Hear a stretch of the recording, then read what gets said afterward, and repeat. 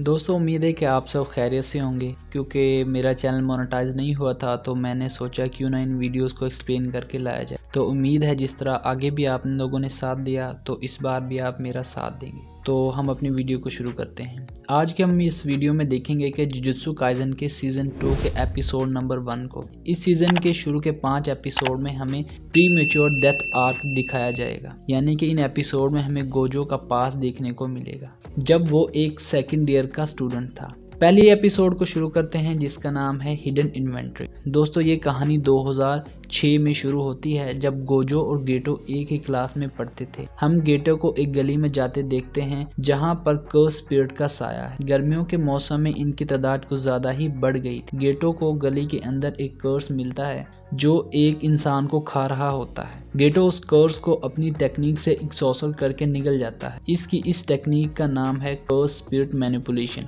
इस टेक्निक से गेटो किसी भी कर्स को बॉल बनाकर निगल सकता है और जब चाहे अपने अंदर से बाहर निकालकर उन्हें कंट्रोल कर सकता है। इसलिए गेटो को सेकंड ईयर में ही स्पेशल ग्रेड का रैंक दे दिया गया था। खैर, इस कर्स को निगलने के बाद गेटो कहता है कि मैं ही जानता हूं कि इसका टेस्ट कितना बुरा है। इसके बाद हम देखते हैं कि ग्रेड 1 जादूगर मिमी और ग्रेड 2 जादूगर यूटाहाइन को, इन दोनों को एक शापित घर को इन्वेस्टिगेट करने का मिशन मिला। एक अमीर आदमी इस घर में अपनी फैमिली के साथ रहता था जिसके कई सारे रेस्टोरेंट। पिछले साल आए महामारी में सारा कारोबार तबाह हो गया था और कर्ज में डूबने की वजह से उसने फैमिली के साथ खुदकुशी कर ली थी। इसके बाद से ही ये अफवाह फैलने लगी कि वो घर शापित है, क्योंकि अब इंटरनेट का ज़माना आ चुका था और कुछ स्टूडेंट्स मज़े में वहाँ गए थे और वो मारे गए। इसलिए अब कोई और शिकार ना बने, इन दोनों को इन्वेस्टिगेट करने के लिए भेजा गया था। वहाँ पहुँचते ही यूटाहाइन जादुई कर्टन बनाने लगती है। जादुई कर्टन बनाने से अंदर होने वाली कोई भी हरकत आम लोगों को नजर नहीं आएगी,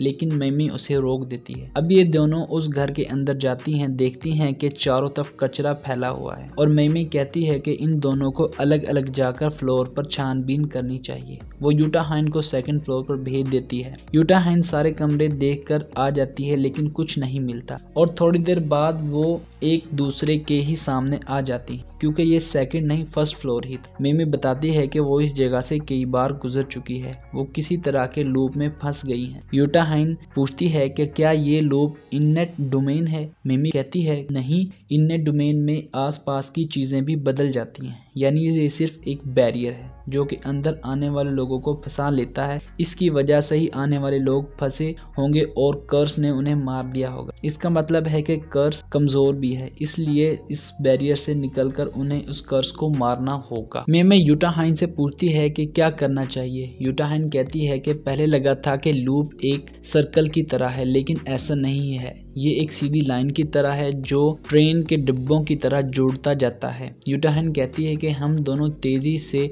उल्टी डायरेक्शन में भागें तो इन डब्बों को जुड़ने का वक्त नहीं मिलेगा और फिर इस बैरियर को तोड़कर बाहर निकल जाएंगे। दोनों ऐसा ही करती हैं। यूटाहाइन को लगता है कि वो कामयाब हो रही हैं, लेकिन बैरियर के साथ साथ मेंशन भी टूटने लगता है और वहाँ वो बाहर अपने जूनियर गोजो को देखती है। वो उसे बचाने आया था। दोस्तों असल में उन्हें बैरियर के अंदर टाइम का पता ही नहीं लग रहा था और ये 2 दिन से वहाँ फंसी थी, इसलिए गोजो और गेटो को उन्हें बचाने वहाँ भेजा गया है। गोजो यूटाहाइन का मजाक उड़ाता है कि वो इन्हें बचाने आ गया और यूटाहाइन गुस्सा होती है। फिर तभी मेंशन का एक कर्स जमीन से निकल आता है और गेटो एक कर्स निकालता है और वो उसे कर्स को मुंह में भर लेता है ताकि बाद में वो उसे निगल सके। और इनके साथ एक और स्टूडेंट वहाँ आती है जिसका नाम शोको है। यूटाहाइन उसे देखकर खुश होती है और कहती है कि तुम भी इनकी तरह बदतमीज मत बन जाना। मिमी कहती है कि वो 2 दिन से अंदर थी तो वो एक्स्ट्रा फीस चार्ज कर सकती है। फिर वो गोजो से भी पूछती है कि तुम लोगों ने कर्टन बनाया था,